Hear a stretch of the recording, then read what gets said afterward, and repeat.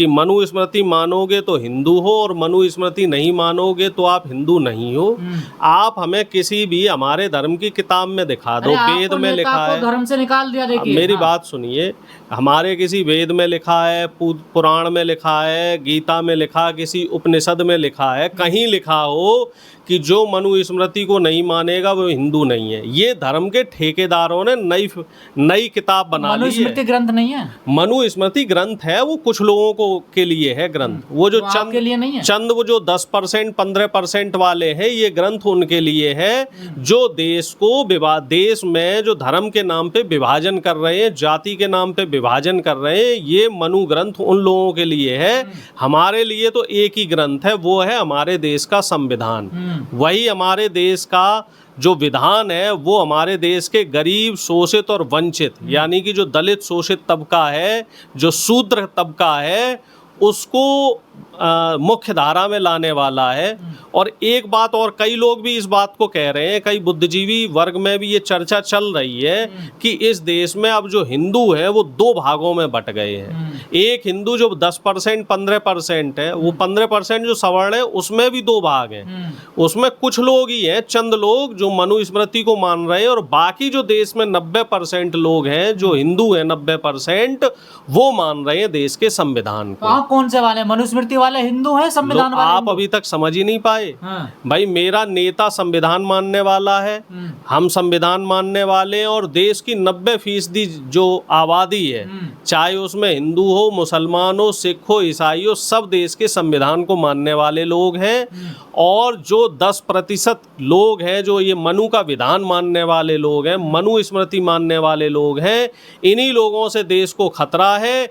यही लोग देश की एकता को और अखंडता को रह के समय समय पर नुकसान पहुंचाने का काम करते हैं। बताइए, ये जो शंकराचार्य हैं, इनको क्या अधिकार है कि किसी भी व्यक्ति को वो धर्म में रहेगा या नहीं रहेगा, ये वो निर्धारित नहीं करेंगे। ये व्यक्ति विशेष के ऊपर है, ये मेरे ऊपर है कि मैं हिंदू रहूंगा या नहीं रहूंगा। ये क्योंकि ये हमारे देश का संविधान हमें गलत बताया ना, इसलिए उन्होंने आपको निकाला धर्म से। यार आप ये बताओ साहब, वो हमारे शर्मा जी चाय वाले हैं जो लखनऊ वाले, वो मनुस्मृति को सही बता रहे हैं और संविधान को गलत बता रहे हैं। मांगनी पड़ेगी, क्योंकि देश चलेगा संविधान से। और अभी शंकराचार्य जी भी माफी मांगेंगे, देर सवेर सही लेकिन माफी मांगेंगे, क्योंकि बीमारी उनकी थोड़ी बड़ी है तो इलाज भी उनका बड़ा होगा। और राहुल गांधी जी को इस बात को कहने में कोई संदेह नहीं है कि देश में जो भेदभाव हुआ है, अभी तक जो भेदभाव हुआ है, वो आप बताओ मनुस्मृति ने किया है कि संविधान ने किया है? संविधान ने देश को जोड़ने का काम किया। आज देश की बेटियां, चाहे वो दलित वर्ग की हो, चाहे अल्पसंख्यक समाज की हो, वो देश का नाम की बेटी हो, देश के अपर कास्ट की हो, देश का नाम रोशन कर रही है। क्यों? क्योंकि संविधान ने उन्हें पढ़ने का दर्जा दिया। फुले साहब ने, अंबेडकर साहब ने उन्हें बराबरी का दर्जा दिया। नहीं तो मनु संहिता में तो औरतों को पढ़ने का अधिकार नहीं था, चाहे वो सवर्ण समाज की हूँ। मैं तो सवर्ण समाज की महिलाओं से भी विनती कर रहा हूँ कि ये जो मनवादी विचारधारा के लोग हैं, ये वही लोग हैं जो स्त्रियों को, शूद्रों को, दलितों को और जानवरों को एक समान मानने वाले लोग हैं। और इन लोगों पे कतई भरोसा मत करो, क्योंकि ये लोग समाज में सिर्फ अपना प्रभुत्व बनाना चाहते हैं। ये लोग, क्योंकि अब संविधान सबको बराबरी का अधिकार दे रहा है, इसी वजह से इन लोगों को तकलीफ हो रही है। बराबरी का अधिकार नहीं देती है। आप बताइए कौन से मनुस्मृति के कौन से पेज के कौन से छंद में कौन सी लाइन में ये लिखा हुआ है कि सब बराबर है? मनुस्मृति में साफ तौर पे लिखा है कि ब्राह्मण दोष मुक्त है। मनुस्मृति में ये लिखा हुआ है शूद्रों को पढ़ने का अधिकार नहीं है। मनुस्मृति में साफ तौर पे लिखा हुआ है कि स्त्री को घर से बाहर निकलने का अधिकार नहीं है, स्त्री को नौकरी करने का अधिकार नहीं है। मनुस्मृति में ये लिखा हुआ है कि जो शूद्र है, शूद्र में भी शूद्र दो तरह के हैं, छूत और अछूत, ये इनको शासन सत्ता में भागीदारी का अधिकार नहीं है। ये क्या करेंगे? ये सिर्फ समाज में या तो जो अछूत शूद्र है वो गंदगी उठाएगा और जो छूत शूद्र है वो मेहनत मजदूरी करेगा। तो भैया मनुस्मृति कहाँ से तो सबके लिए हो गई? क्या करेंगे? वो हिंदू धर्म से तो उन्हें निकाल दिया शंकराचार्य, वो भी हिंदू धर्म। संविधान तो है देश में, देश में संविधान तो है। संविधान के हिसाब से देश चलेगा या मनुस्मृति के हिसाब से चलेगा? और प्रधानमंत्री एक बार खुल के बोल दें कि मनुस्मृति के हिसाब से चलेगा। अगर उनमें साहस है तो बोल दे प्रधानमंत्री जी, धर्म संसद में प्रस्ताव पास बोल हुआ दे। है। नहीं, हम तो संसद मानते हैं जो धर्म दिल्ली संसद को वाली नहीं है। मानते आप? हम धर्म संसद नहीं मानते साहब, हम कर्म संसद मानते हैं। तो शंकराचार्य को भी नहीं मानते आप? बिल्कुल नहीं मानते हम शंकराचार्य को। हम मानते हैं अपने माता पिता को, हम मानते हैं बाबा साहब भीमराव अंबेडकर को, हम मानते हैं ज्योतिबा फुले को, हम मानते हैं माँ सावित्रीबाई फुले को।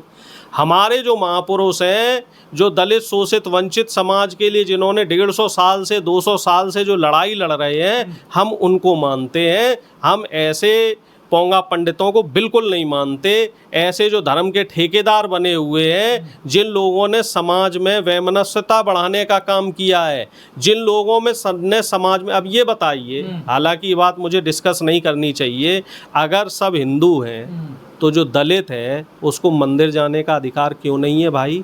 कर्नाटक की एक घटना है, पुरानी घटना है, हम आप लोग पहले चर्चा कर चुके हैं। एक दलित मंदिर में चला गया तो पूरे पंचायत हुई और उस व्यक्ति से पूरे मंदिर का जो डेंट पेंट का जो खर्चा था, पेंटिंग का, पुताई का, बोले मंदिर अपवित्र हो गया है, पूरी पुताई का जो 40-50 हजार रुपए का खर्चा है वो उसके जिम्मे गाड़ दिया। अखिलेश यादव गए तो मंदिर न धुला गया, मंदिर धुलना, मांझी गए तो दूसरे ने धुला गया मंदिर। मंदिर धुलना तो अलग चीज है, मंदिर पेंट करवा दिया। आप बताइए, अखिलेश यादव जी तो बराबर कहते ही है, उनका तो सीएम आवास गंगा जल से धुलवा दिया।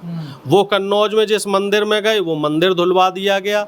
अभी हमारे टीकाराम जूली जी जो राजस्थान के नेता प्रतिपक्ष है और दलित समाज से आते हैं, शूद्र समाज से आते हैं, वो नवदुर्गे के समय मंदिर में गए तो वहाँ के एक सवर्ण जो पूर्व विधायक है बीजेपी से, उन्होंने मंदिर धुलवा दिया। बताइए, और आप कहते हो कि साहब सब हिंदू हैं, हिंदू एक हो जाओ। मुख्यमंत्री जी और प्रधानमंत्री जी कहते हैं बंटोगे तो कटोगे। अरे बांटने का काम तो आपके लोग कर रहे हैं, आरएसएस वाले लोग कर रहे हैं, धर्म के ठेकेदार कर रहे हैं बांटने का काम। फिर अगर मनुस्मृति सही है, अगर मनुस्मृति सही है तो दलित को बराबरी का अधिकार क्यों नहीं है? शूद्रों को बराबरी का अधिकार क्यों नहीं है? शूद्र हमारा मंदिर का पुजारी क्यों नहीं बन सकता? क्यों एक दलित समाज का व्यक्ति मंदिर का पुजारी नहीं बन सकता? ये बताया जाए हमें, फिर हम कह लेंगे अगर हाँ आप सभी मंदिरों में सबको बराबरी का अधिकार दो। जितने भी राम मंदिर ट्रस्ट है, जितने भी मंदिरों के ट्रस्ट हैं, उनमें दलितों की बराबर भागीदारी करो, उनमें पिछड़ों की बराबर भागीदारी करो, तब हम मानेंगे मनुस्मृति को। उनमें स्त्रियों की बराबर की भागीदारी करो। आप बताइए, राम मंदिर ट्रस्ट की हम बात करते हैं, उस ट्रस्ट में क्या कोई महिला सदस्य है, मेंबर है? उसमें कितने दलित हैं, कितने पिछड़े हैं, कितने अल्पसंख्यक हैं?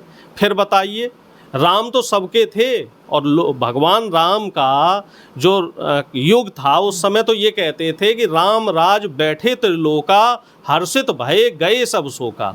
और इस समय क्या हो रहा है कि ऐसा राज चल रहा है और जिस राज में जाति देखकर और धर्म देखकर आदमी के साथ भेदभाव किया जा रहा है। मनुस्मृति इतनी खराब है, इतना विरोध होता है, डॉक्टर भीमराव अंबेडकर ने भी उसको जला उन्होंने तो जलाया था। तो शंकराचार्य क्यों उसको जिंदा रखना चाहते हैं, क्यों उसको बार बार? क्योंकि इनकी मोनोपोली चल रही है, इनकी ठेकेदारी उसी से चल रही है। अगर ये लोग मनुस्मृति को नहीं मानेंगे तो इनका समाज में जो वर्चस्व है वो कैसे चलेगा? शर्मा जी चाय वाले तो सिर्फ एक उदाहरण है। आप उसकी क्रोनोलॉजी समझिए कि इनके अंदर बाकी समाज को लेके कैसा व्यवहार करने की जो टेंडेंसी है। ये लोग बाकी लोगों को इंसान नहीं समझते, लेकिन जब इनकी बात रोजी रोटी पे आ जाती है तो ये माफी भी मांगने में पीछे नहीं हटते। तो इसलिए ऐसे लोगों को छोड़ना नहीं है। ने भी तो कहा था कि ये आपने स्वार्थ के लिए लिखा इन लोगों ने, तो क्या उनको भी हिंदू धर्म से निकाल देंगे शंकराचार्य? नहीं, मोहन भागवत को कैसे निकाल पाएंगे? क्योंकि मोहन भागवत ने तो बैलेंस करने के लिए कहा। अगर मोहन भागवत वाकई संविधान को मानने वाले हैं तो मनुस्मृति का बहिष्कार क्यों नहीं करवाते? मनुस्मृति को मानने वाले तो इनके आरएसएस के लोग ही हैं, बीजेपी के लोग ही हैं जो मनुस्मृति को मान रहे हैं। यही लोग हैं जो संविधान की कॉपियां जलाते हैं, जो लोग संविधान का विरोध करते हैं, जो लोग बाबा साहब की मूर्ति को खंडित करते हैं, जो लोग आए दिन दलित बहन बेटियों के साथ अत्याचार करते हैं, जो लोग आदिवासियों के मुंह पे पेशाब करते हैं, ये इन्हीं के लोग हैं। आप आंकड़े उठा के देख लीजिए, बीजेपी आरएसएस के लोग ही दलित शोषित वंचित समाज के साथ बराबर अत्याचार में लिप्त हैं। और फिर ये कहते हैं कि साहब आप मनुस्मृति को मानो। हम तो संविधान को मानेंगे, क्योंकि संविधान ने हमें बराबरी का अधिकार दिया है। संविधान की ताकत है एक दलित का बच्चा, एक आदिवासी का बच्चा, एक पिछड़े का बच्चा, एक अल्पसंख्यक का बच्चा IAS ऑफिसर बन रहा है, पुलिस में जा रहा है, फौज में जा रहा है, मिलिट्री में जाके सेवा दे रहा है। व्योमिका सिंह बहुजन समाज की बेटी थी, जो सोफिया कुरैशी हैं वो भी बहुजन और अल्पसंख्यक समाज की बेटी हैं। अगर देश में संविधान नहीं होता तो क्या ये दो जो देश की बेटी हैं वो पूरे दुनिया में अपना परचम लहरा पाती? क्या ये पॉसिबल था? क्या मनुस्मृति से ये संभव है? मनुस्मृति समाज को बांट रही है और राहुल गांधी जी समाज को जोड़ने का काम कर रहे हैं। इसीलिए इस ऐलान पे तो कोई प्रतिक्रिया दी नहीं, ना कोई प्रतिक्रिया दे रहे हैं, प्रतिक्रिया दे रहे हैं। भाई मैं भी तो कांग्रेसी हूँ, मैं प्रतिक्रिया दे रहा हूँ। राहुल गांधी जी ने संसद में मनुस्मृति का विरोध किया। अब संसद शुरू तो होने दीजिए, फिर मनुस्मृति का विरोध होगा, फिर से इसके खिलाफ मोर्चा खोला जाएगा। ऐसे लोगों को छोड़ा नहीं जाएगा जो लोग मनुस्मृति को लेकर संविधान का अपमान करने वाले जो लोग हैं, ऐसे लोगों को कतई बख्शा नहीं जाएगा।